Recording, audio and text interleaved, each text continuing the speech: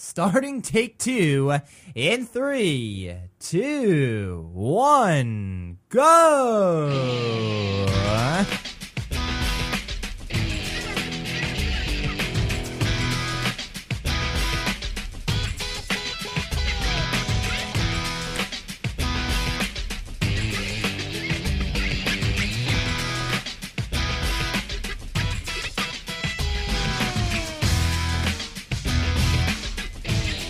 You can hear me snapping while the music's going. It's like I forgot to mute myself while I was doing it, so I was like, you know what? I might as well commit to it. Continue to do it. Welcome to Take Two, everybody. That is right. Yet another episode of the show, Take Two, right here on the Voices on the Net Network. Ronnie and I are back for more. Yes, that is correct. Hi, Ronnie. Hi, JJ. Hello, how are you? I'm great. Good. Another week. I hear ya. Another show about to be done as we edge ever so closer to the next major milestone, the 300th episode. We got a great show planned for each and every one of you. Important announcement that we're going to be making too. Ronnie has some things to say and quite a bit on the show. So you want to stay tuned. That is for sure. You don't want to go anywhere. But yeah, before we get into everything, Ronnie's going to make it official. That's got to go on. She's got to rip another sheet of paper off of that countdown calendar, too. But before we get into all of that, if all of you tuned in right now would be so kind, please visit www.vonthenet.com. That's right, the Voices on the Net Network's website. For you, the great listeners, will be able to find more information regarding this network here, the Voices on the Net Network. Yeah, all you need to do is go up to the top of the website. Yeah, you'll see an about link. Yeah, you'll click it. Yeah, it'll take you to a web page providing you everything you need to know pertaining to this network right here, but in thorough detail, a great guide for those of you that have never, ever, ever heard of this network, or even if you may be a regular listener, but you don't know much about the network. It's a guide for those of you that would like to know more about this network here. Rather than Ronnie and or I explaining it to you, we recommend you check the about link. The website. You can also check out podcasts of any of the episodes from any of the shows. And they're all there, folks. And they're all available on demand for and at your very own convenience. My blog, articles, plenty of content there. I recommend you check it out. Yeah, www.vonthenet.com, the official Voices on the Net network website. All right, so, yeah. We have to make it official, I believe. That's the yes, we've reached that step. point in time. Yeah, we've reached that point in time. So yeah, would you like to do the honors, Ronnie, and rip another sheet of paper off of that countdown calendar, Ronnie? Yeah. Oh yeah, episode 297. Oh baby, 3 away from the next major milestone. You know, I say as we get closer to these milestones, you can see around the corner, you can see around the block. Mm-hmm. Well, we're literally edging that much closer to it. So we're a bit past being able to see it across, right around the block, or edging that much closer. So, glad to be here. Episode number 297 of the show. I can't believe how high up we are. It's amazing. It's not like it's, 59, episode 59, or 159, or even 200 something. It's 297, 200, the low 200s. We're at the upper 200s here, approaching 300 episodes. That's surreal. So close. Absolutely. Can't wait. That is for sure. But yes, we do have a very good show planned for each and every one of the great listeners. And, I preach it regularly. I do. I preach how much the listeners mean to myself. And really, you do too. How it's so important to have the listeners there for us. Listener support is important for the success of the network. If it weren't for the listeners, and if it weren't for the help of our streaming provider, Stickam, and so forth, it would be pretty hard to do this right here. So I want to take the time to thank you all for that support. But in other times of need, whether it's personal need or just a professional, in other words, the network support. We require listener support to succeed and to benefit from those of you that tune in. You matter quite a bit. Some of us need, support in other ways, and I'm going to give the mic to Ronnie because she has a few words to say regarding something she's going through.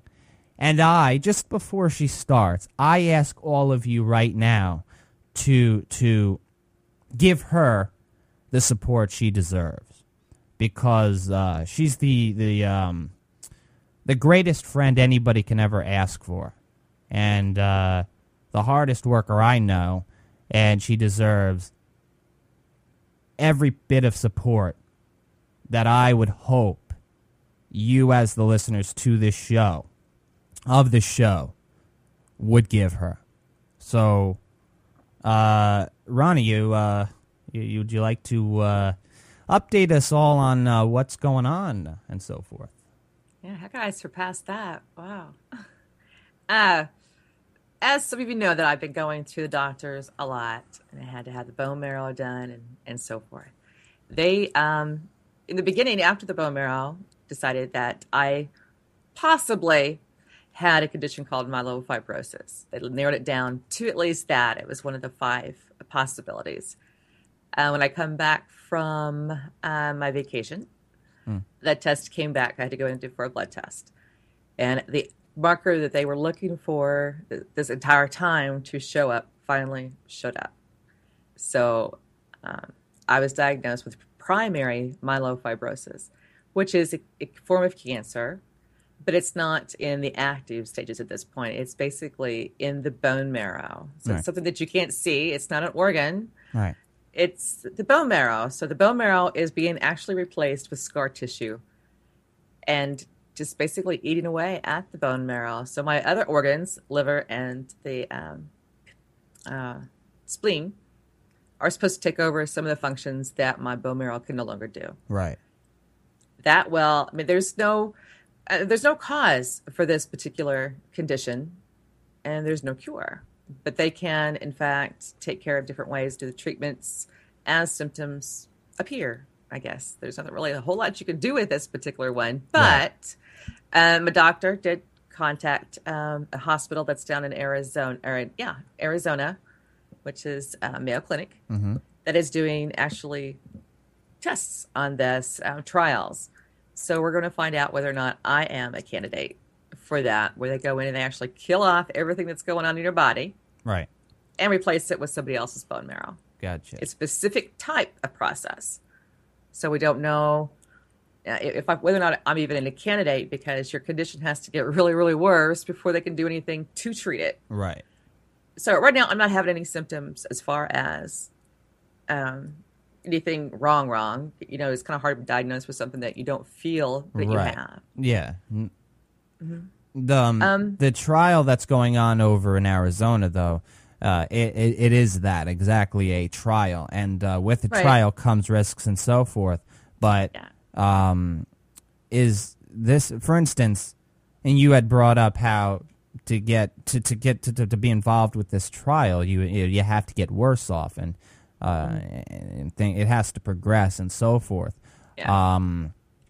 But if it's something that can possibly cure you, wouldn't they want to focus on taking care of it, even if you don't necessarily have the symptoms, but just to take care of it before it does get worse? Now, I don't know. I'm not a doctor here, so I'm just kind of throwing it up in the air here as to what would occur. I don't, you had briefly went into it when we talked about it for the first time.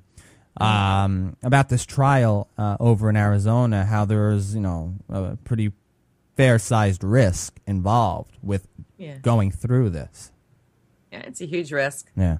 But the progress thus far is 17% success rate of being able to be cured. Right. So, that's pretty low percent. Yeah, it's a low percent. So the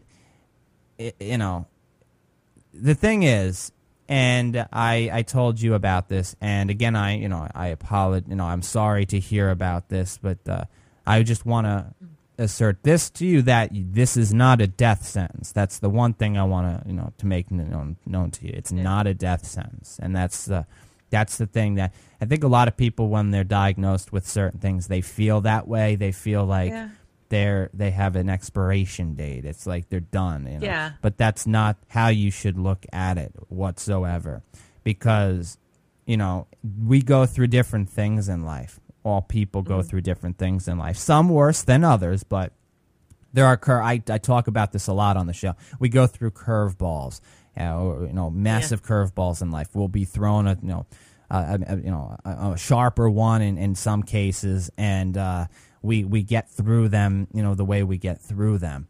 So you'll have to look at it similar to anything else, any other challenge you would be going through in life, a challenge that you would have to, you have to, unfortunately, go through. It's a part of your life. And if you can psychologically look at it this way, as it's just you living life, not necessarily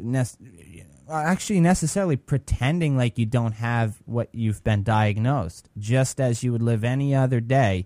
Nobody knows when our time's done on this earth. Nobody knows exactly what's going on inside of our bodies. So if you look at it in that perspective, it might make it easier for you. You have my support. And as I stated before, the support of all of you tuned in right now would be greatly appreciated. Really, really, appreciated. I know Ronnie would really appreciate it. It's, I was talking to Ronnie how she likes to bottle things up inside, and that's not how to go forth with this. It's not. I think talking about it is important. I really do. And it's, because I'm used to talking. I ramble on all the time. I'm a public person. So trying to spread that under Ronnie, that was a little bit of a challenge, but I want her to do that. I want you to, Ronnie. I really do. I want you to talk about it. I don't want you to keep it bottled up inside. Well, it's kind of, I'm used to, if you see the enemy in front of you, you know who to go after, and in this case, it's inside of you. You don't know where it's at. You don't know what it's doing. I think that's the scary part of it. Plus, it's something new, something different, I guess, that you've completed all these steps in your life, and all of a sudden, bam, kind of throws you for a loop. Absolutely. But, with this stuff, they've had people that have lived 20, 30 years with this particular condition. So that's the positive thing of this whole. So, I could still live a normal life and still go on and do that's the thing, though. Whatever I want to do. You will live you will live a normal life. That's the thing. And that's another thing I do want to bring up here. And when a doctor says that, in other words, brings that up, and we've had some people that have lived a couple of years, we've had some people that have lived 10 years, we've had some people that have lived 20, 30 years. Those are just the reports the doctor knows of based on the people that have had your condition. It doesn't necessarily mean you're going to live within that time bracket. You can live more than 30 years. You don't know how many years you're going to live. So you look at it psychologically in the sense that, listen, all right, so there were people that lived 5, there were people that lived 15, there were people that lived 30 years. Well, people without those conditions, there are people that live 2 years more than this current day. There are people that live 5 years more than this current day. There are people that live 80 years more than this current day. It's really up in the air. You don't know. Unfortunate things happen all the time. So you have to. I know it's easier for me to tell you, but it's just as the basis of support on how you can look or possibly look at it in that perspective. I think that would help you quite a bit, Ronnie. I do. It's a slowly progressive thing. It's just very, very slow. They caught it in the very early stages, and that's good. We think, and that's good. Yeah. But the problem is with this particular one, you have to wait for it to get worse before they can do anything for you. Right. So you're just it's kind of like you're just you're just sitting there waiting. See, while you're sitting there waiting and so forth, you're living your life, though. So if you don't think of, oh, I have to wait for this to get progressively worse, live your life. It's just live your life to the absolute fullest, and live every day as you would normally, as if you didn't have this condition. I know it's easier for me to tell you. Psychologically, though, if you were to do that, any support group would probably state the same thing. Don't think that that your time on this earth is any more limited than, say, me or anybody else listening, because it's not. Nobody knows what's going to happen. It's a pain in the rear end that you have Literally. to go through this. Yeah, but you have my support. You have. I'll tell you, the listeners will support you, and we'd appreciate it immensely. We really would. If you want to send emails to Ronnie, you can do so. I know she'd love to receive them at ronnie@vonthenet.com. That's ronnie@vonthenet.com. Once again, that is Ronnie, RHONIE,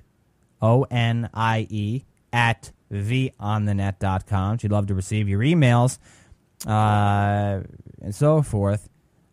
With this news and so forth, we're going to take some time off. I'm going to give Ronnie a bit of time off just to recollect her thoughts, do what Ronnie should do for herself. It's important because, and it's not necessarily because of what she's been diagnosed with. It's not. We've done a lot of shows. Ronnie deserves a break. She does. I want her to focus on her graduation that's coming up. She's going to be graduating college. Very big step. And she's worked very hard to get to where she's going to be in a couple of weeks from now. And she deserves to have a break. Plus the work she does for this network here. Don't think the show's going anywhere permanently, because it's not. Just going to take a little time off because Ronnie deserves a break. You'll see us. Believe me, you will. You'll see some pop-up videos, some random videos with Ronnie and I, letting you know how things are going. We'll do a little mini segments, and so we'll have some fun along the time. But we're going to take perhaps 1 to 2 months off, give Ronnie a break, and so forth. But note that the show is not permanently going anywhere, just temporarily. And Ronnie, you deserve that. You deserve a break. Thanks. You do. You really do, because you work hard and. You have a lot coming up with your graduation. Yeah. You do. You really do. This is my last week. Yeah. Can you believe it? No. It's amazing, isn't it? This took forever to get to this point. These last 5 weeks felt like 6 months. Right. Yeah, but I'll tell you, if you were to say 2 years ago that it had flown versus now, would it be any different? Because now you're done. Has it gone any quicker than, say, 2 years ago, or has it creeped up until this point now? Because now you're at the very end, so clearly you can. It's creeped until now. Now these last days are just going to be kind of a hit and miss. One more assignment, and then I get to push that final time of enter. That's it. And you know how proud we all are of you. I'm so proud of you, Ronnie. You've done what a lot of people say they might do, but they don't, because they simply don't go forth with it, and that's go to college. They don't know if they can do it. How many people go and then fail to reach that end point because it's so hard? People make it. Yeah, they make it a year, and then that's it. Well, Ronnie, you can now say you're a college graduate. You know, you completed 4 years of college. You have a bachelor's degree. I mean, that's a huge feat. It is a huge feat. You should be so proud. I didn't know I could do it. I had no idea if I could. When I first started out, it was like, oh my gosh. Yeah. I don't want to raise my hand because I'm afraid I'm going to get the wrong answer. I didn't want to stand out. And I didn't want to fail, nor did I want to be wrong. So all that, finally, after 4 years, I beat all of that. Just kind of put myself on the line and went through it. You should be so proud of yourself. You really should. And we're all proud of you. And like I tell you, it's a pleasure to be able to do the show with you each and every day. It really is, every show. And always look forward to what you have to say. And, a lot of work you put into this network, a lot of work you put into your schoolwork, a lot of work you put into everything you do. And that's definitely shows when you speak, and we appreciate everything you do. So definitely, you should definitely be happy and proud of this moment. This is all about you. So you definitely deserve, to go, and have that moment, cherished upon you, Ronnie. When you receive that degree, it's going to be a very special moment. Yeah. It is. Walking across that stage. Yeah, it's big times. Yeah. Absolutely. But In my kimono. But yes, you want to email Ronnie, it's ronnie@vonthenet.com. We are going to take some time off from the show. Give Ronnie some time off to just recollect their thoughts and just take some time off to enjoy life. But remember to check out www.vonthenet.com for the latest updates. We will keep you up to date. Of course, Ronnie will keep you up to date as well. And remember, the show's not permanently going anywhere, just temporarily. But also note that I host a session with JJ Monday, Wednesday, and Friday at 11 a.m. where I feature different guests. So you can check that show out if you would like to. I'd definitely love to have your support over there as well. Yeah. But yeah, we do have a show to do for this 297th episode. And note, I didn't bring this up. We're going to finish out the countdown, by the way. Now, that's, we want to, so we're going to do this show, 298, 299, and 300. So we're not going anywhere right now. Don't worry about that. We still have shows to do. So I'm going to let you know that. Got to get that 300 mark. We have to get that 300 mark. That's important. So we'll do that. But we do have a great show planned for each and every one of you. So you want to stay tuned for sure. But yeah, let's get into some associations that have to do with this 297th episode of the show. This is the part of the show where we will take just random things that have to do, maybe an article that has the number 297 in it, or just something out there that has something to do with 297. Those of you that are new to the show, we associate those things with the current episode number. It's a fun part of the show. I think you'll like it if you're new to the network, new to the show. So we're going to do that right after, of course, we thank our sponsor.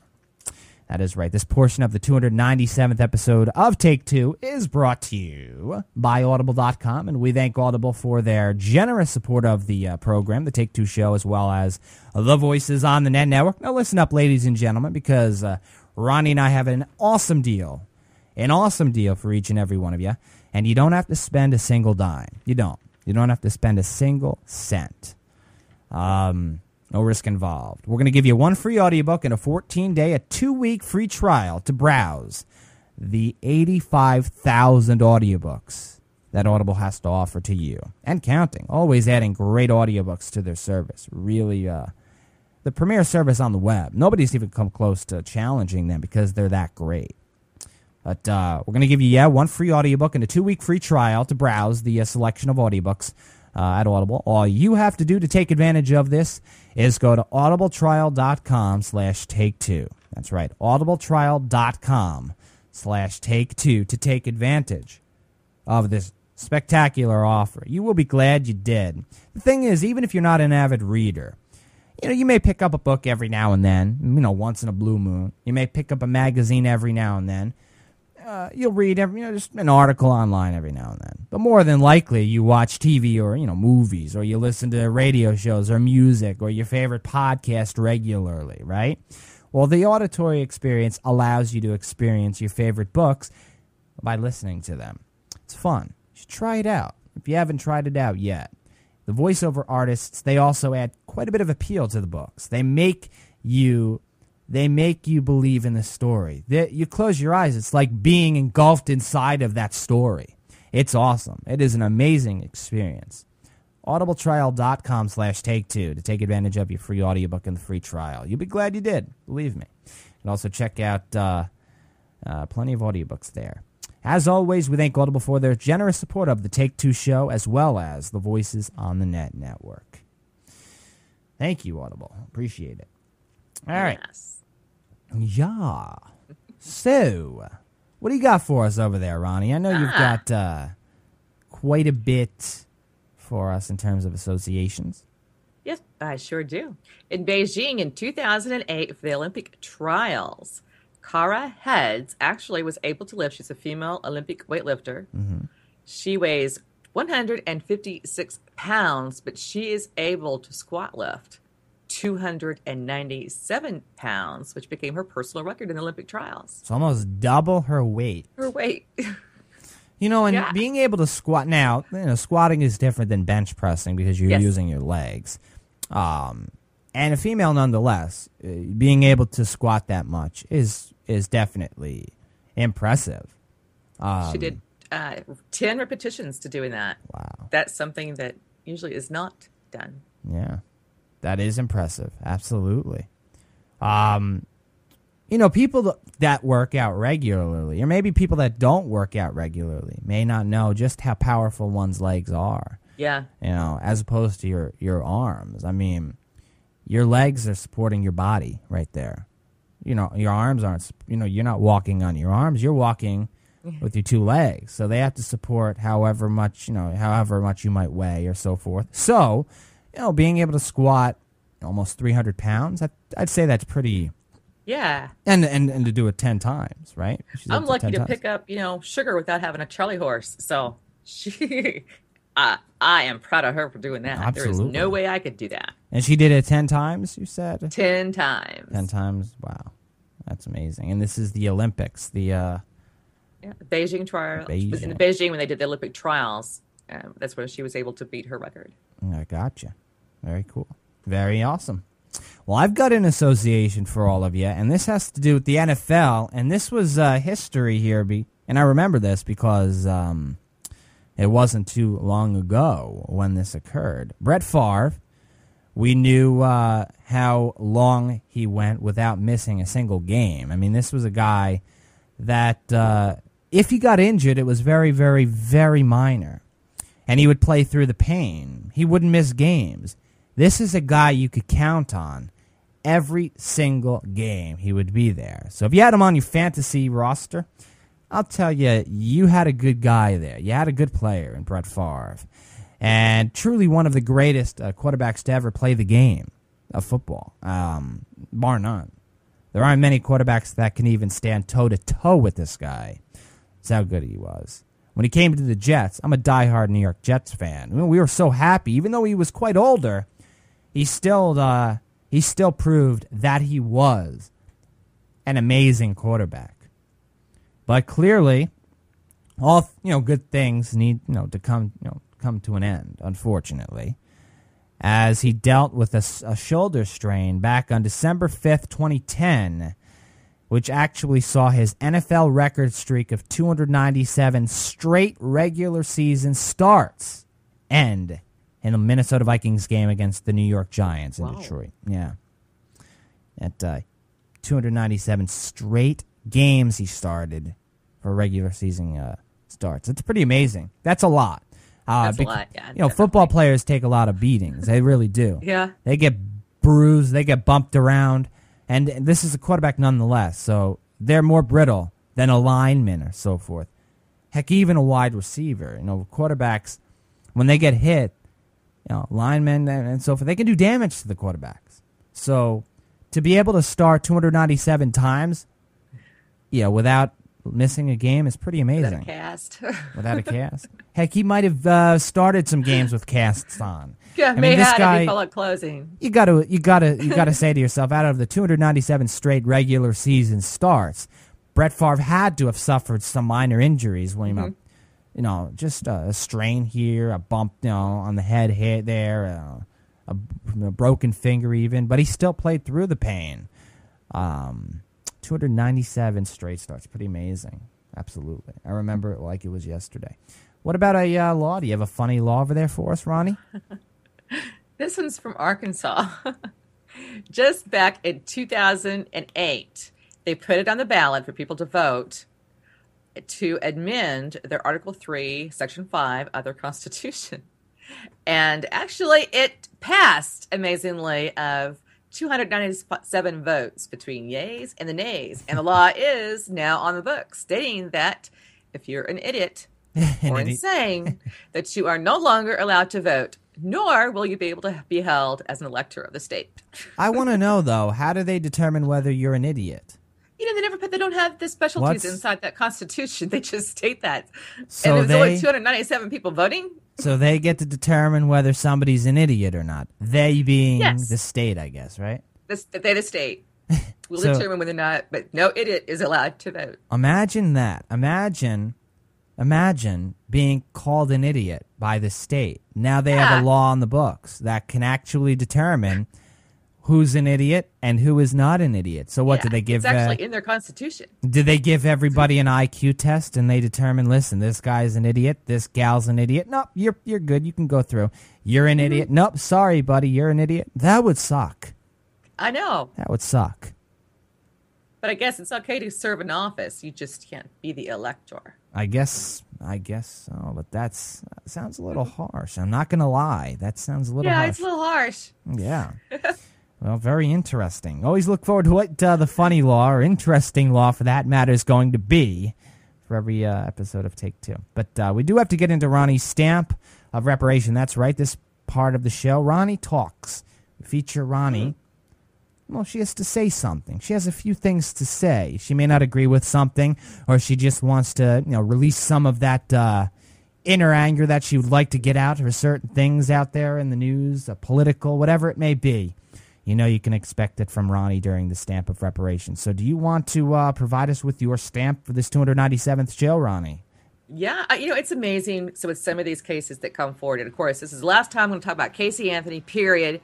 But this really has something to do with her, per se, as it does with Judge Perry and the Florida statutes, because Judge Perry was actually faced off with the media, no less, against the jurors of the case. The jury is brought about of the people. The court system is of the people, not of politics. Right. And the media stay out. They listen to the case. I listened to the case. They came up with their jury ruling as they were told to do by the judge and by the statutes that were placed into the jury instructions. But now the media has decided, guess what? We want the names of all of the jurors that were on the panel for this jury. Right now, you have Casey Anthony that's going to receive how many death threats? The jury is receiving death threats, the ones that have actually come forward.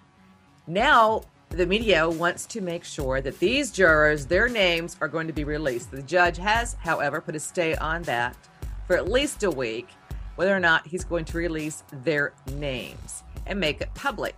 These people did a jury service duty that we're all expected to do. When we have a driver's license, we've been chosen for jury, you go in there. They are now making a mockery out of our system. Where are you going to get 12 people that are even going to want to be on a jury when they know that now if they don't go with what the majority of the people state, and that's not even a part of the jury process, that their names would be put out there in public and they can be stalked, they can be harassed. You have some businesses that are actually putting signs on the doors preventing these jurors to even come into their business establishment. Oh, yeah. This is not the American justice system. They made a decision. They listened to the evidence, what there was, and you cannot make an assumption that someone did something. You have to have the facts if you're going to put somebody away and take away their freedom. Right. That's why we have a jury system. To now place this type of stigma against the jury system and against those 12 members that made their decision is a disgrace. And it's taken away. All right, let's just say we get in trouble. We need to go in there. We want 12 people that are going to look at our case just like these jurors did and made their decision without thinking about the public coming after them for that decision. They did it their choice, and this is how it is. People need to accept that and kind of move on. Instead, the media is now wanting these people's names in the public. I mean, they could lose their jobs. You don't know what's going to happen when they do something like that. I mean, I'm infuriated why the judge would even consider the media's lawsuit in releasing these names. The thing is, they did not It's ask fair. for this duty. The They did jurors, not. they didn't. They performed a civic service, and now their lives have to be affected by a decision they by were choice. forced to make because of that civic service. That's right. It's wrong. I think that's ridiculous. First off, the juror's name should be private anyway, I would assume. Right. Beforehand, even it shouldn't be up for debate. Should be private. That's the way it is. That it's not as if they asked for this. So Right. Some of the jurors have come out. I think 3 of them thus far have come out because the judge basically stated, I'm going to leave it up to the jurors whether or not they want to go before the media and then release their identity. 3 have done so thus far. Now, if you don't want to, I don't see why, if you don't want your name out there, why the Right. judge should be able to release that information. I had It thought should not that be was- part of it. I had thought that was the case in the first place. I had thought that it would remain private. If you want your name out there, for whatever reason, then you have the right to say, oh, listen, yeah, I did this. Or if somebody happens to see you on the jury and they know you, well, fine. But to have the courtroom system itself release the names of the jurors, no, I don't think that should be. That should be the case, especially a case such. Not every case is along the same magnitude as the Casey Anthony trial. They're Right, not. it's one of those cases. It's disastrous. Trial of the century type thing. You cannot change law and divert law on one case because you have one Anthony case. You're going to have, umpteen millions of cases between another big time case that comes out of here.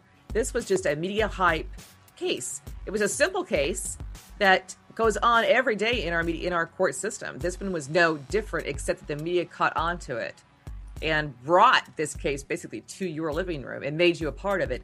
There is a lot of emotional people out there mad about how the court went. They're upset that she didn't get what they thought she should get. Well, you know what? Public opinion doesn't count. It is See, the thing what is, the it juror is says. unfortunate because of how many people feel, oh yeah, the jurors let Casey Anthony go and so forth, and this little girl is dead, and But if you were to place yourself in the juror's shoes, how would you have went forth with it? This is a decision that had to have been one of the most, the toughest decisions they've ever had to make in their lives. It's the whole nation's watching. Nonetheless, this is not just a trial going on where nobody's seeing it. Everybody's looking at it. They're literally inside a snow globe here. Everybody's watching them. So now they have to make a decision as to whether, and we don't even know what they necessarily heard or saw. We're only basing it off of what we've heard on the media, by the media. And you can think that Casey Anthony killed the little girl, Kaylee. Absolutely. You think what you want, But the fact is, you weren't on the jury. We weren't on the jury. And now these poor people that were sitting on the jury, they didn't ask for it, are being ridiculed, and they're having disastrous threats thrown at them and so forth. And their lives are being ruined because of a duty they served. And not didn't ask to necessarily serve. Right. So They did their job. They followed the rules, and they followed what they believed the evidence or lack thereof led them to. Remember, this was a death-qualified jury, that they were capable of giving that death penalty out if they thought that the evidence, showed that it was useful for that particular case. Unfortunately, there wasn't enough for a death penalty case. And they're upset because they think in their own minds, oh my gosh, she did, because they're making an inference. The jury did not make an inference. They wanted facts. And I think that's what we need to start thinking about, that they gave the facts based on the facts, did not pay attention to the people. They didn't pay attention to what the media was saying. They sat there with a clear head as they stated and promised the judge that they would do. And they did so. And I think they should be respected for the time that they sit. Remember, they didn't see their family for almost 2 months. I know. For them to do that. They saw evidence that we, the people, will never see. And I don't want to see the pictures. I hear you. I know. They saw things and heard evidence that, we know what was going on in the courtroom, but it's different when you are the player that's in the system now. You're watching Casey, you're sitting across the table from her and sitting in judgment. And people need to step back and take a breath, okay? This is not, you can't overturn a sentence. The federal government is not going to charge her. I don't know who. I've been hearing a lot of that too, that the federal government, they should charge her. You can't do that. Double jeopardy implies. But this is a little sticky situation. The media does not have the right. They think freedom of press, but not when it puts somebody's lives in danger. Absolutely. Thank you, Ronnie, for your stamp of reparation. We appreciate it. Absolutely. We do have to head to the break, though, on this 297th episode of the show. That is right. We'll be back, though. You don't want to go anywhere. Ronnie and I have a lot to talk about. We're going to be going into a study right here where normally you would have thought this was the exact opposite, but this wasn't the case. It wasn't, no. It's interesting, at least pertaining to those that were involved with this study. Now, normally, when it has to do with the mushy stuff in a relationship, you would think the gals would probably want to hold hands more, cuddle, and the guys would be thinking more about sex, right? Yeah, right? Nuh-nuh-uh. It's the exact opposite, according to this study. Uh-huh. All right, I admit it. I like to cuddle. I like to hold hands. I like the mushy stuff. But I didn't know, Ronnie, you love that sex more than I do. All right. We're going to talk about this here. I want to hear what you have to say, Ronnie.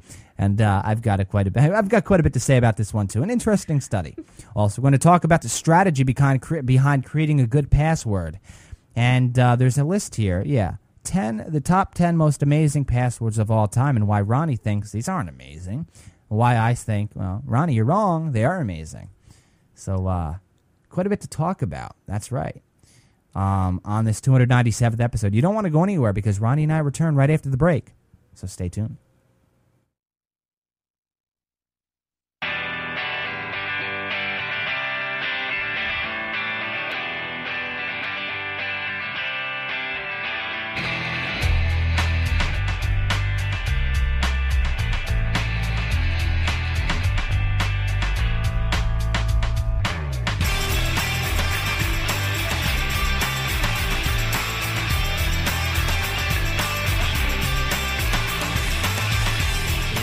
Alrighty, ladies and gents, that's right, Ronnie and I are back for the second segment of this 297th episode of the show as we edge ever so closer, yeah, that's right, to the next major milestone, the 300th episode show, episode number 297 right now. We're glad to be back.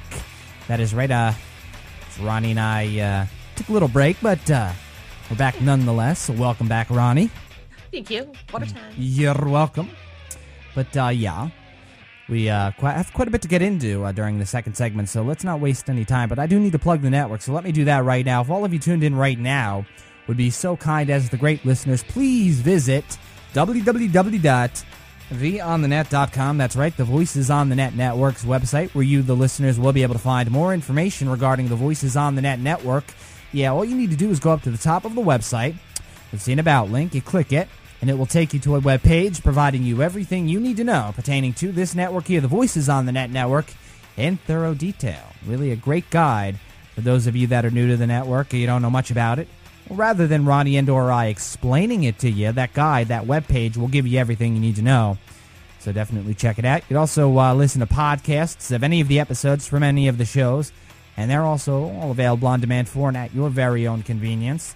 And all of this can be checked out by going to www.theonthenet.com. All right, so we've got an interesting study here that has to do with, well, relationships and the mushy stuff and, well, yeah, good old sex. Has to do with males and females, heterosexual relationships here, and how we once thought, up until this point, that males loved the sex and females loved the cuddling and the mushy stuff, holding hands, kissing. No, not necessarily sex. Not necessarily saying that females don't enjoy sex, but we just thought it wasn't as balanced, or maybe short-sighted, the exact opposite as we had originally thought. In other words, females loving sex more, and males loving the cuddling and the holding hands and the kissing and so forth. According to the study here, that is the case. That's according to this, which was conducted, went into this with how many people? About 1,009, was it? Yeah, why is such an odd number? 1,009 people were involved with this study. Heterosexual couples, 1,009 heterosexual couples from the United States, Brazil, Germany, Japan, and Spain. and they were aged 25 to 76. They lived together or were married at least 1 year, but an average of 25 years.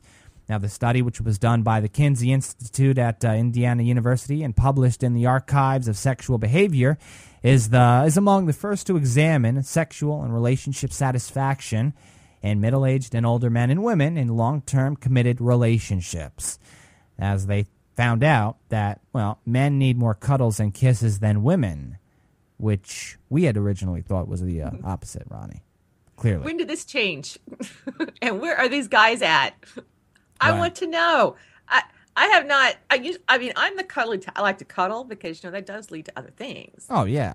To that point, but I think women like the cuddle factor. We like to be touched. We like to be cuddled. Of course. Caressed on our necks and all that good mushy stuff.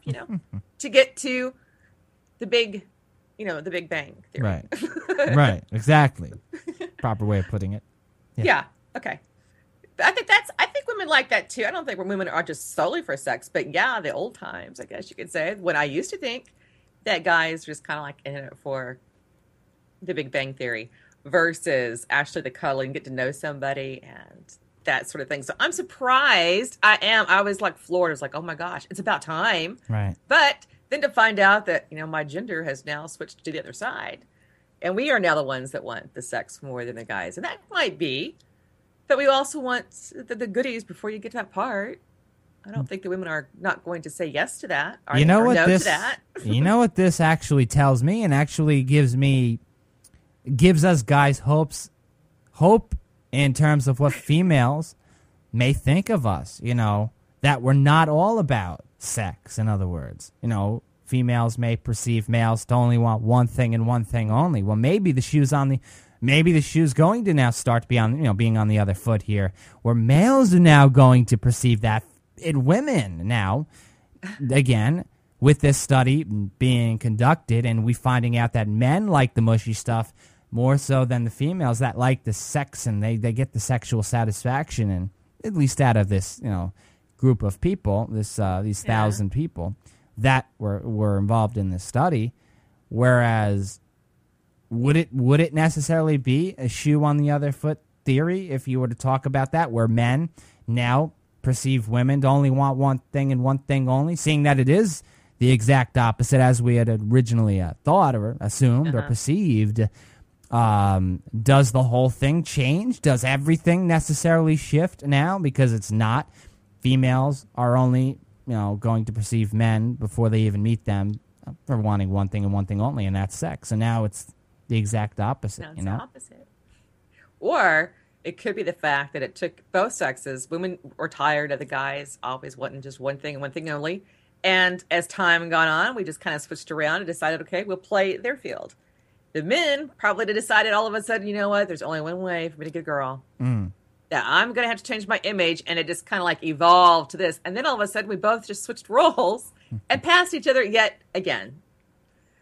I hope not, because, I'm not just in it for sex. I don't think most women are not in it for sex. I think we want a relationship. We want a guy to hug us, hold our hand, walk with us, do that kind of thing. And eventually, it gets to the other part. Yeah. But I'm sure that there are women out there that just think of one thing and one thing only. Well, yeah. And not the other. Just as there's males out there that will only think of sex and that's it.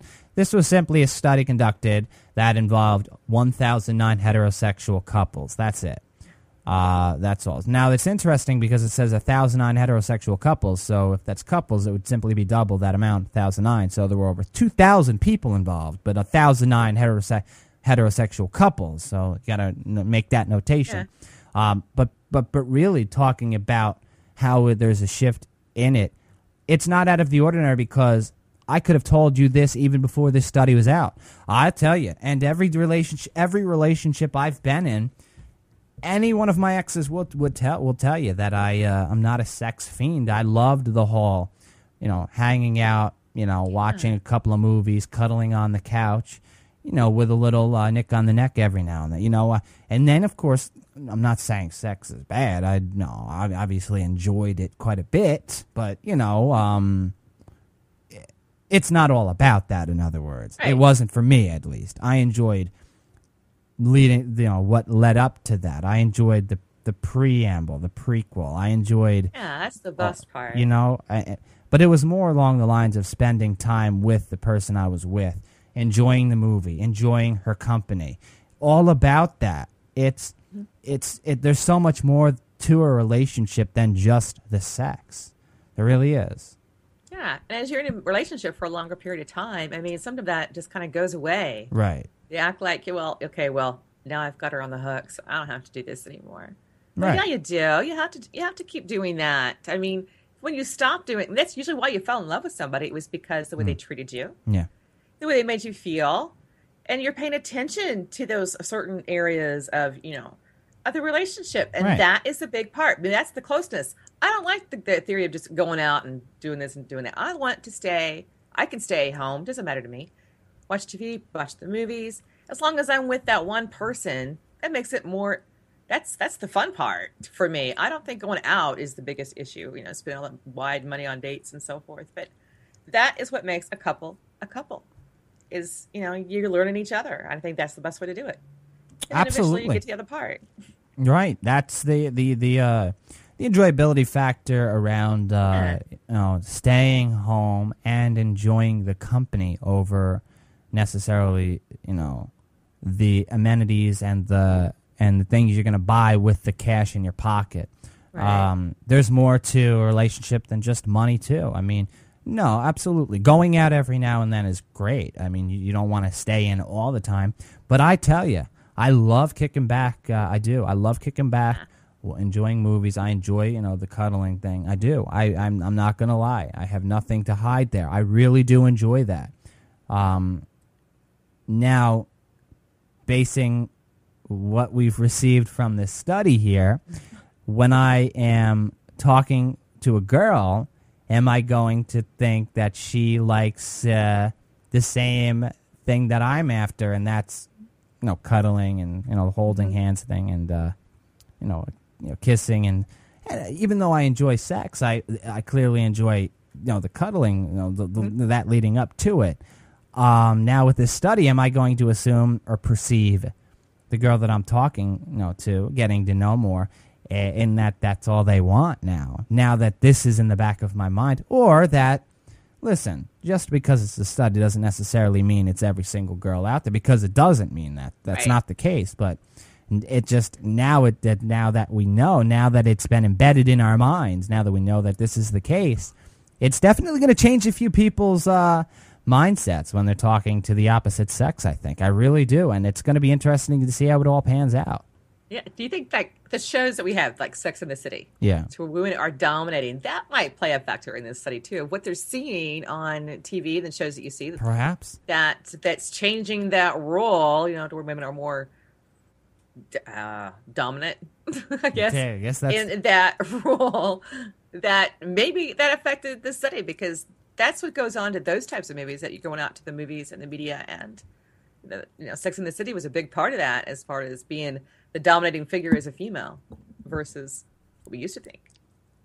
Absolutely. No, like I said, I think the study is set on what I had thought myself, what I had enjoyed quite a bit, and maybe this will wake up some of the gals out there that may only perceive us for only wanting one thing because of this study. But going into a bit of this here, let's go into some of the quotes that were involved in this study here. Study co-author and chief scientist at New England Research Institute, which is a private research organization in Watertown, Massachusetts. His name is Raymond Rosen, stated, quote, "There are so many popular stereotypes, caricatures, and jokes about women and sex, but this study is saying that for the average couple, sex is important, and maybe it's even a tad more important for female partners." Now, this is also interesting, as somebody by the age of 40 years old, a gal by the name of Contessa Myrick Rudolph stated, quote, "When it comes to that special time, I'm not thinking about anyone else's pleasure. It's all about me. It's only self-fulfilling." But the husband states that he desires deeper intimacy, that there's more to just that self-pleasure and the pleasure for your gal, that he wants more. Not interesting right there how they got somebody involved that's a male that mentions he wants the kissing and the holding hands and the cuddling and the deeper intimacy, not necessarily just the full-fledged sex, where the female does want that. She says, I'm not thinking about anybody else's pleasure. I'm thinking about myself. You give it to me. You give it to me. I want it for me. Self-pleasure, self-fulfillment. That's what I want. Yeah. Well, I hope that's not what they're thinking about all us females, because there's a lot of us out there that believe the opposite. So this does not represent most of us. Ronnie, glad to say. Listen, it's glorified. It's a study. It's that's why you have to take these things with a grain of salt, because the thing is, it's only a set group of people. They're allowed to now publish the results because they've conducted the study. That there is at least a handful of people out there that are, interested in the kissing and the cuddling, and the other group, the females, the males interested in the cuddling and the kissing, where the females are interested in sex and this, that, and the other thing. That there are a handful out there that are interested in it, but there are also a handful of males that are simply in it for one thing, and the females out there that are simply, for the cuddling and the kissing, and then they enjoy the sex, but they want what's leading up to it as well. So you got to take it with a grain of salt here. You do. You have to look at it that way. It's important to take that stance, because that's how you should take any study, because they cannot simply take every single person out there and ask them, how they think, what they do in a relationship, and what they appreciate, what they would rather, and so forth. But maybe they should have asked it maybe during this, the summer or the winter. Oh, well, I'm sure that also plays a role as well. There are so many different things that can be added, so many factors that can be added to a study like this. Then again, any study can have that implemented, any of those factors. Now, going into more details surrounding the study. Now, couples in the study that had frequently hugged, kissed, and caressed their partners and had sex more often reported being more sexually satisfied, researchers found. Now, both men and women noted being happier the longer they stayed together. For women, the sex got better the longer the couple was together. Those who'd been with their partner for 15 years or more reported an increase in sexual satisfaction. And, that's interesting to hear. It really is. Because I've heard quite a bit of people that have been together for extended periods of time where it gets boring. It's the same old. Not necessarily saying they don't enjoy it, but how they've done just about anything they can think of.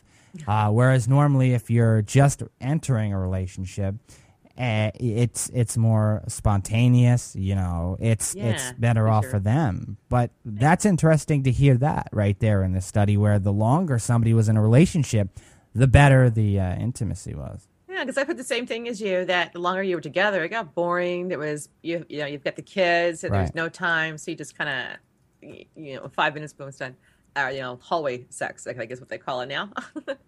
Then versus when you're with that person and you're knowing them, getting to know them, that's the fun part. Right. But keeping that in the relationship, I think, is the difficult one, because you don't see that a lot. People don't even stay married anymore past 10 years, let alone to find enough people to do the study that has been married that long.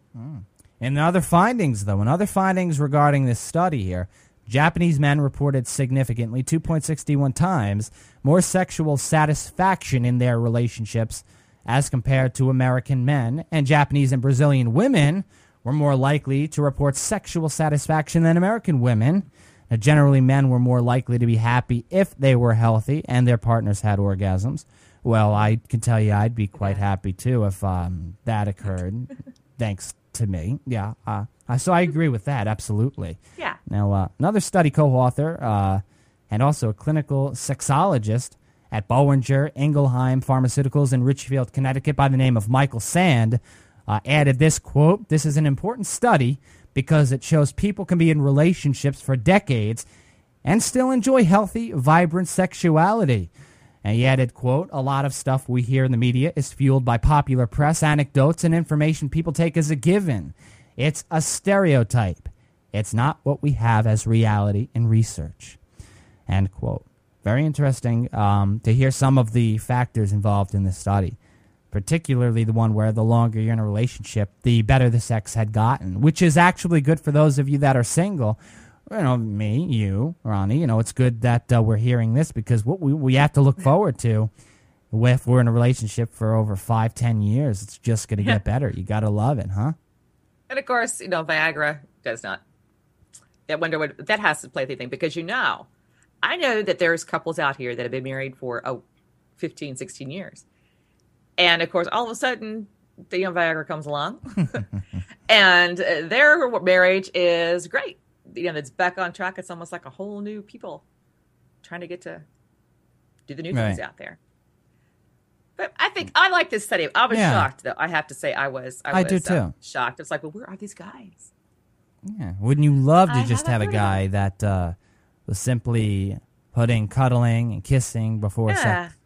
You know, because just kiss me on the back of my neck. You know, you don't necessarily have to be, you know, along the same lines as the females in this study here. You can enjoy the same thing, and having somebody that does enjoy that, knowing that there are guys out there, now that you know based on the study, but I'm sure you knew anyway there had to be guys out there that simply didn't just want one thing, right? But it might have been harder for some people, might be harder for some people to find what they're looking for, who they're looking for. But now that you know, there has to be guys out there thanks to this study, because clearly there were guys in this study. Maybe I should go wherever this study was conducted. You know, it's gives you some reassurance, I guess. You know, you're self-reassuring yourself that something has to happen, that somebody out there has to be who I'm looking for, that doesn't only want me for one thing and one thing only. So now it took a study to maybe change the mindset of many of you gals out there. But I could have told you this about myself, at least. And now that there are other guys that can stand up for themselves and say, well, read this study, and then come back to me. Because, we're not only BSing, we're not BSing you here. We're not trying to BS you. Yeah, we like the teddy bear type, so. Right. I do. Very interesting. An interesting study, to say the very least. All right. Yeah. All right, we do have to move on to the next item on the itinerary. That is right on this 297th episode of Take Two. We're going to talk about the strategy behind creating a good password. There's an article, a list, that goes into the top 10 most amazing passwords of all time. However, Ronnie was surprised by it, maybe some of the passwords, how she doesn't think that they're necessarily that great. But I'm going to tell you why they're great. And what what does make a good password, and how can you protect yourself against hackers and brute force attacks and so forth? This is very popular now because technology has continued to advance, and systems are starting to advance even quicker than they did, say, a few years ago, where they can search for more passwords in a shorter period of time. So now it's important to secure your password. It is. Mm-hmm. So we're going to go into this, and also your blast from the past. Didn't mention that, I believe, at the end of the first segment, but that's also coming up, as always, at the end of the program. You'd think that you know that already, right? But yes, the blast from the past is coming up at the end of the program.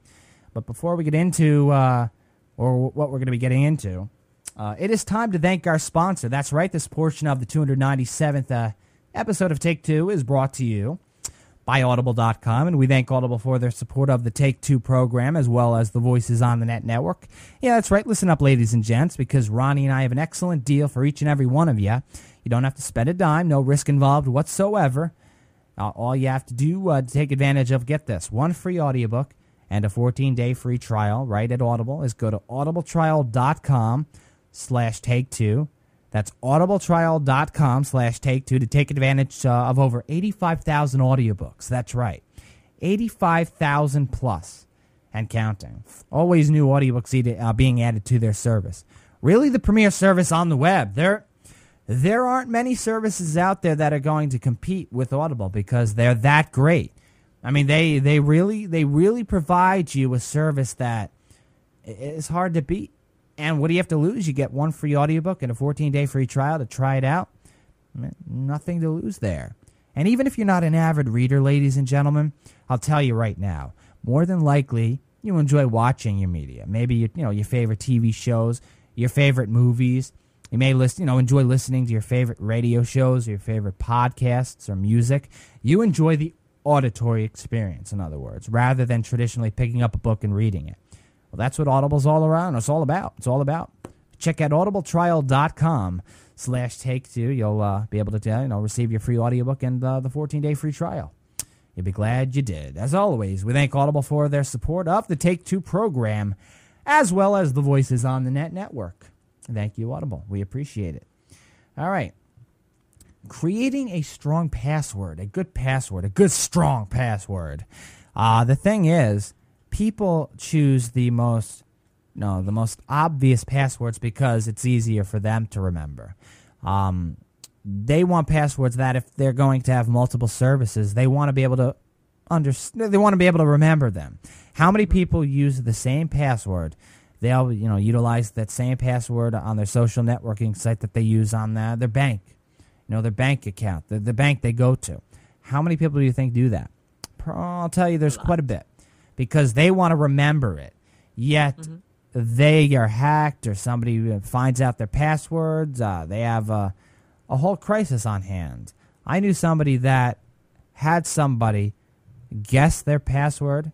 They stole a ton of money from their bank, and they got personal information, identity theft. They're going through a major issue, and it's been years now trying to resolve it because of a password that was easy to guess. Clearly, probably a brute force attack, or somebody that just simply guessed it, or maybe even they found a piece of paper that the person wrote their password on. I'll tell you, people that are writing their passwords down, they may not notice they're throwing it in the garbage. Somebody finds the garbage, finds the piece of paper. They see, this looks like a password, and they'll do their work, and they'll figure out what where they can go that password that was used, where that password was used, and boom, there you have it. Now they have your password and they have your account. You don't even know until it's too late. It could be disastrous to anybody. It really can. There was one person that I know that actually I couldn't figure out why she did this. She goes, well, so I can remember it, but her bank card, she puts her 4-digit code on the back of it where her signature is, and so she can remember it when she puts it in there. But what happens if you lose it? Right. Now they not only have a card, they also have your password, your code access to get in there and get the money out. Right. She didn't realize that. Not to mention the fact on your checks, it also has that on there because it all goes to especially if you bank online, they ask you a series of questions. What you're trained to do is not to answer those questions. I mean, they might ask you, like, for instance, number one popularity thing is, what's your mother's maiden name? Right. If they know you, they can go on the internet and find you anywhere.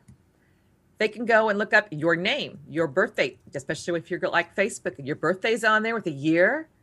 They've got it. They've got it on there. There's little questions that the bank will utilize, or even other secure sites will utilize. What's your birthday? What's your mother's middle name?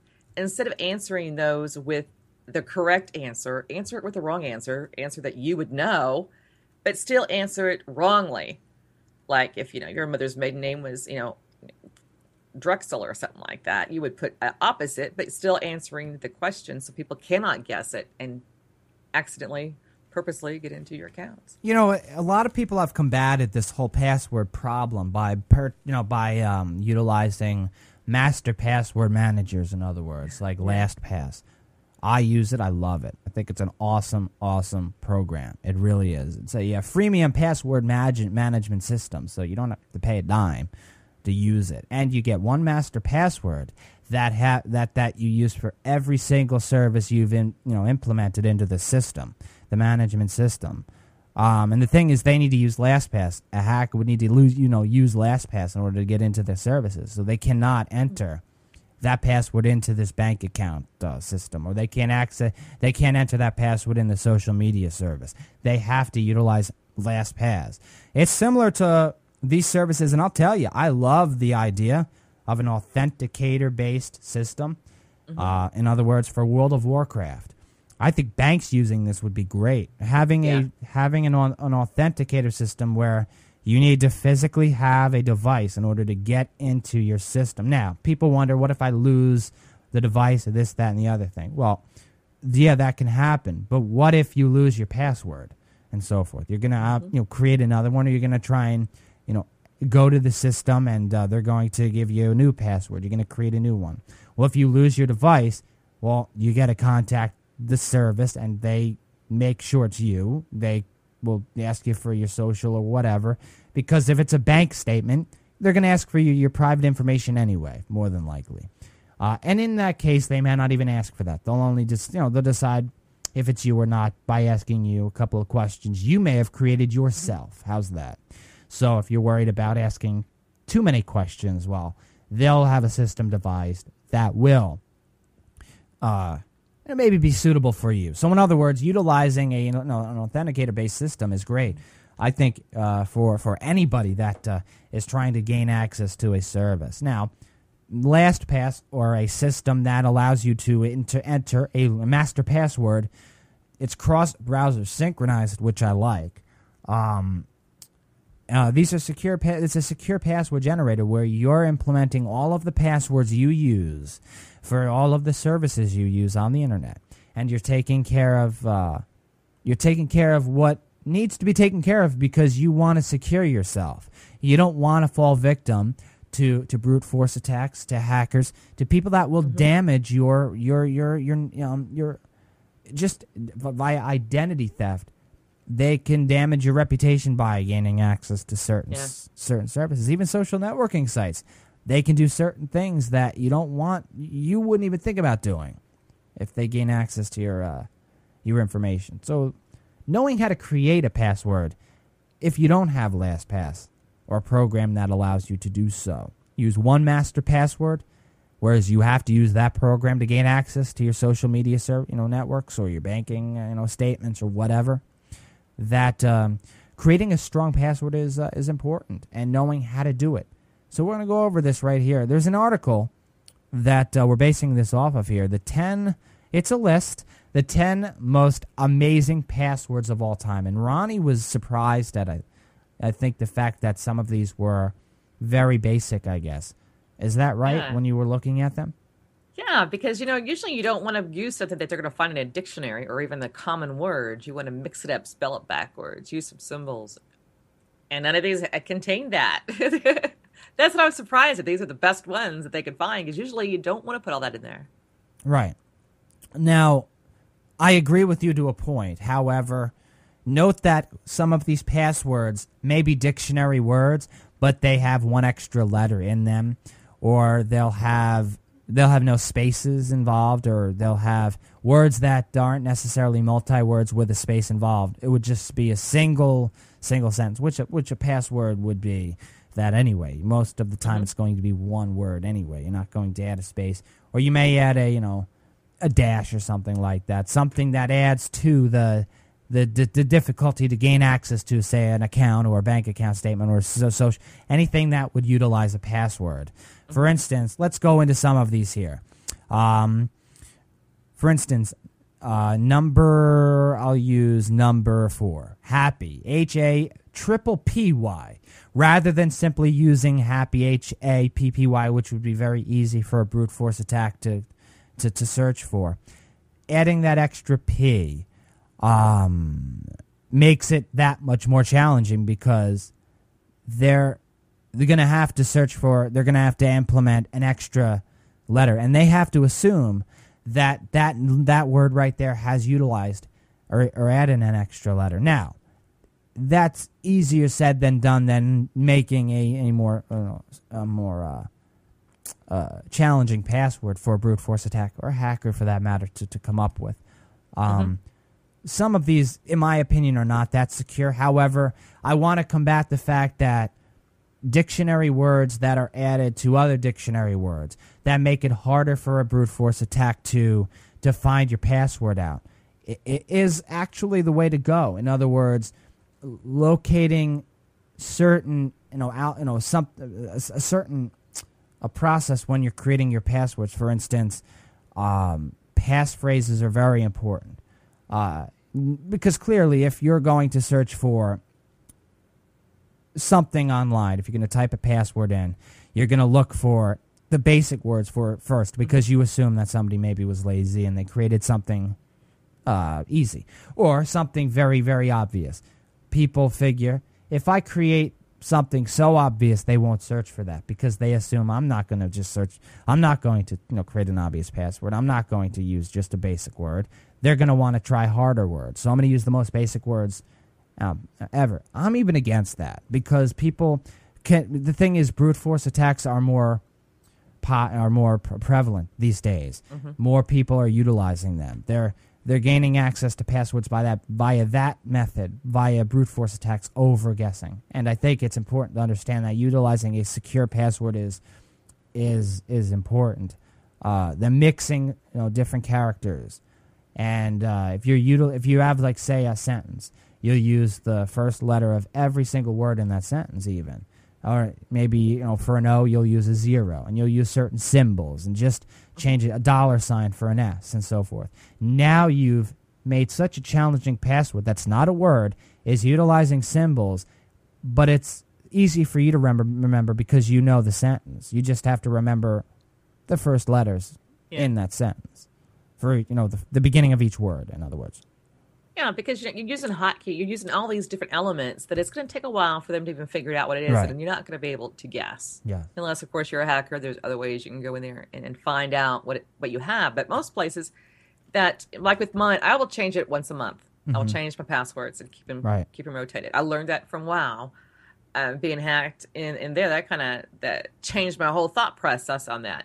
So now with all my accounts, none of them have the same exact password. They're all different. Something's different about them, but yet I can remember them. And then when I change them on a monthly basis, that I'm still able to remember them and not have to, write down what they are.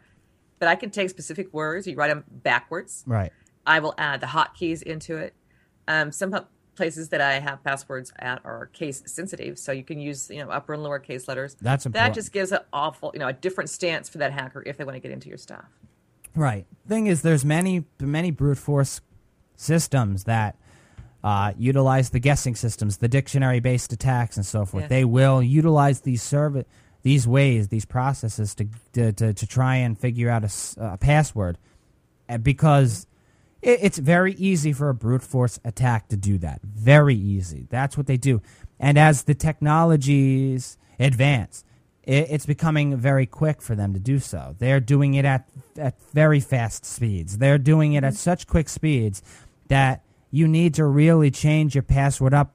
And the thing is, if you're going to be utilizing a password for different services, people don't want to remember. Multiple passwords because it's harder for them to store all of them. They write them down, which is even unsecure. Yeah. It's not secure to do that. Somebody looking over your shoulder. Somebody takes that piece of paper and the password's out, just as if you were to somebody were to guess it or brute force attack it. Now, this would be even better if you were to use, say, a passphrase that you would utilize the first letter of each word, but add symbols in it. And for a word, you would add symbols making that word out and so forth. You would add, for instance, you would want, for rainbow, you would do capital R and 8, and then a lowercase n, a lowercase b, an uppercase O, or a 0. In other words, you would want to make it as hard as possible if you were to use that same one on different services. That would be more secure if you were to use just a dictionary-based word on multiple services, because it's harder to gain access to. A brute force attack is going to take a lot. It's going to take a lot to try and guess that right there. Even that one word, rainbow, utilizing a capital R, an 8, a lowercase n, an uppercase B, a 0. That's going to be very difficult to try and guess because they have to go through all these different algorithms to try and guess that. They have to choose every way you could possibly create the word rainbow, utilizing every symbol. And they have to guess first if it is rainbow in the first place. It's very difficult to do. And that's only one word. We're talking about utilizing a passphrase with that word encrypted the way it is. Right. So it's difficult. The other thing people need to be worried about, though, too, and I've done this in my email a lot lately, is that you have these companies, that you have an account with. They know you have an account with. and they will send a phishing scam to you. Well, you need to change your password. There's something been wrong with your account. Someone tried to get into it, like with FedEx. I have an account with FedEx, telling me that I needed to come in and change my password. FedEx is not going to tell you that. Most of the companies out there are not going to email you to tell you there's a problem. They're going to call you up, or you're going to notice that the problem themselves, but they're not going to ask for this type of information. And most companies will not ask you for any identified features about your account, and people still follow it and still follow through and put in that password. The next thing you know, they're done. It's over. Yep. That needs to be considered before you even do anything. Don't answer anything in an email. If you want to talk to your friends, fine, but stay away from businesses on email. Yeah, let's go over some of these that are in the top 10 list here. Just to some. We'll go into a couple of them here just to see what we have. One of them, this is number 10 on the list, the top 10 most quote-unquote amazing passwords of all time. You did it, but it's the letter U, D-I-D-I-T, all one word, all one phrase. You did it. Very short, but, it might be more difficult for a brute force attack to find that out because it's not Y-O-U-D-I-D-I-T. But the problem with that is the U is the last letter in the word Y-O-U. It's the last letter in the word U. So is it really going to be as difficult to find that out? I think not. I think people are going to find that out more than more than you think. And I don't think it's necessarily that strong. Then again, it's short too. But then again, the length has a lot to do with it. You got to remember. Yeah. Number 9, MK, MMMKKK. Let alone the fact that that's not even a word. Multiple letters. Definitely more powerful than just a basic password, basic word. That brute force attack would have to, if it's say the password was only MMM, they would have to go through M's and then M and then another M in order to get it. This is MMMKKK, which would make it a bit more difficult. Believe it or not, that's a more powerful password than you would originally think. That one would be better than you did it. Absolutely. I mean, tenfold. One thing that I found kind of surprising was the word whatever. That's on this list. It's a dictionary word, and you shouldn't use a dictionary word regardless. That's pretty much the number one thing to avoid using when you're creating a password. As your default is a dictionary word. And whatever is a very basic dictionary word. That's going to be very easy for a brute force attack to pick up. Now, if you were to add symbols in there and so forth, for instance, you would put, Shift 6, in other words, will give you it. That little houdini that's an upside down V. You could use that little symbol in place of the V. I mean, you can add certain symbols in there, in that word, that would make it harder for a brute force attack to figure it out. I'll tell you, that word would be a lot harder if you would add that upside down V, that houdini, True. Shift 6, there to make it even more, better. That would make it 10 times more secure if you were to do that. Yeah, and separate the words up, not like what and then ever, but I mean actually separate, like maybe take the WH, separate that, put something in the middle of that, but you still have the whatever in there, but there's symbols that divide it up that you can still remember to get into it. Right. I think, and I'll tell you, utilizing symbols is great, and even though hackers and people that guess passwords just on a daily basis trying to gain access to people's accounts, now know that people are using symbols in their passwords, regardless of what. It's not the same as if they were to find something else out that, that happened to work for a period of time but doesn't work anymore, like words with numbers or double words, in other words, or just certain things, in other words, that worked at a period of time but don't work anymore. Symbols still works to this day. That symbols are so complex because you're utilizing the symbols with the words. That's why it's so complex. That even though people know, so now I have to include symbols in my algorithm. You have to find out which symbol, where the symbol is going to be in the word. If it's a longer word, it's going to be harder to try and pinpoint the exact symbol in that specific place of that specific word. And they're going to be using multiple symbols, so you have to place them in the correct order. it's a lot harder for anybody to try and figure out. Even if you add a couple of symbols to it, makes all the difference in the world. I'm telling you that any password expert will tell you that, I think. Yeah, I mean, you got to mix it up. You got to be smart and secure about yourself. I mean, if what you're hiding is your life, I mean, everything that you have on the internet that you have via password, even if it's your bank account, even your credit cards, you're making something secure, and that is your future. Because, at any point in time, someone can steal your identity, and this will be all gone. Why? Because you put whatever on there. Well, yeah, whatever is what the police are going to tell you when they find out what your password was. Absolutely. No, I think it's important to really go into this on a regular basis, because now, more than ever, as it continues to get more prevalent in our society, people are utilizing passwords to get into just about everything these days. And there really are so many services out there. If you really want to negate, brute force attacks and you want to secure yourself, you'll get a program like LastPass. I recommend it immensely. I think it's a great program. Having a master password that can only be accessed by you on your computer is important. It is very, very, very great service to use, a great program to use to really get into your services, into your bank accounts, into your social media networks and so forth. Because if you're going to utilize the same password, a basic password even on multiple services, all it takes is a hacker or somebody trying to gain access to your accounts. Only one chance or the chance to get that password, and if you've used it on multiple services, they're going to assume, okay, if they've used it here, I'll go to PayPal, I'll go to eBay, I'll go to any service, a popular service out there, and use that password, they'll gain access to it if they found it. So it could be very dangerous. Like I said, I knew somebody that victim of identity theft because of cracked passwords. So it's important to watch. It's important to watch yourself. It is when you're online. Your identity is very important, and you want to keep it secure. You don't want. There's too much going on out there not to protect yourself. So utilizing, the proper precautions to do so is imperative. Absolutely. All right. We do have to go to your blast from the past on this 297th episode of the show.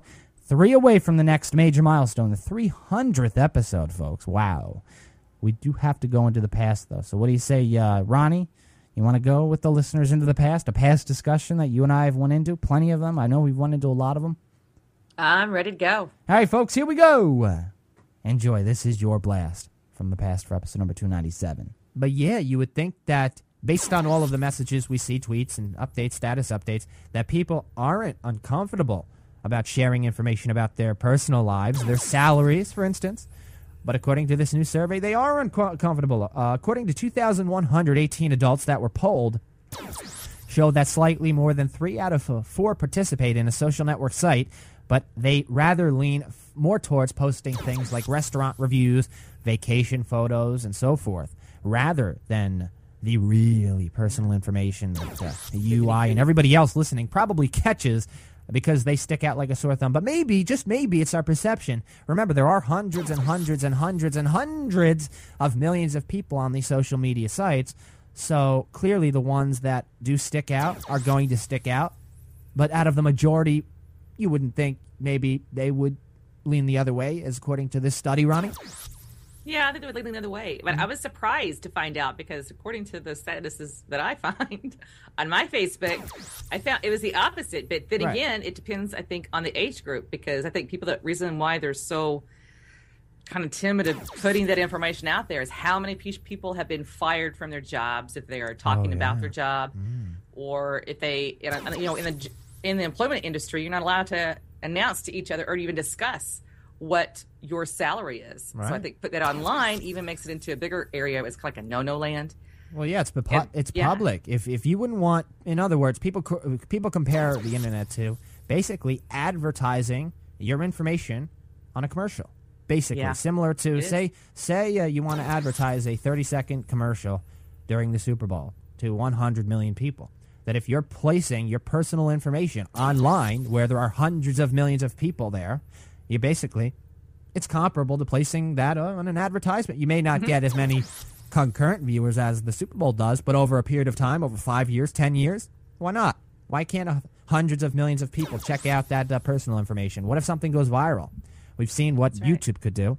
hundreds and hundreds of heck, 1 billion views in some videos. So we've seen that. We've seen the potential. Even if you're a blogger, right? It does the same thing. All you got to do is Google yourself. Google your screen name. Yeah. And if you've blogged anywhere under that screen name and have said anything, you can find it. They can just look you up, and it'll be attached to your screen name. And if you've attached that screen name to any identifying factors to you, it's out there.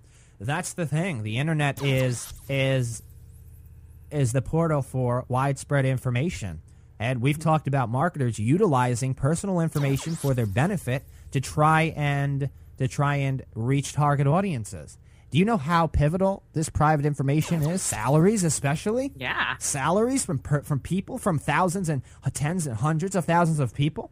Heck, that could give them, just salaries alone could give them the amount of information they need. Just enough information to really make their product and or service a hit. There you have it. You blast from the past for this 297th episode of Take Two. Going to the past each and every episode. Fun part of the show when we take the time machine to do a past discussion. And remember, you could check all of the shows out, every single show, at vonthenet.com. That's www.vonthenet.com. All right, that's all the time we have, though, for this episode. But we edge ever so closer to the 300th episode. Don't worry, we'll be back to do it all again for each and every one of you for the next episode, 298, coming up on the next show. You don't want to miss it. But until then, we do have to say so long for now. Take care, everybody. Much love. Bye-bye, everybody. Take care, everyone. Bye.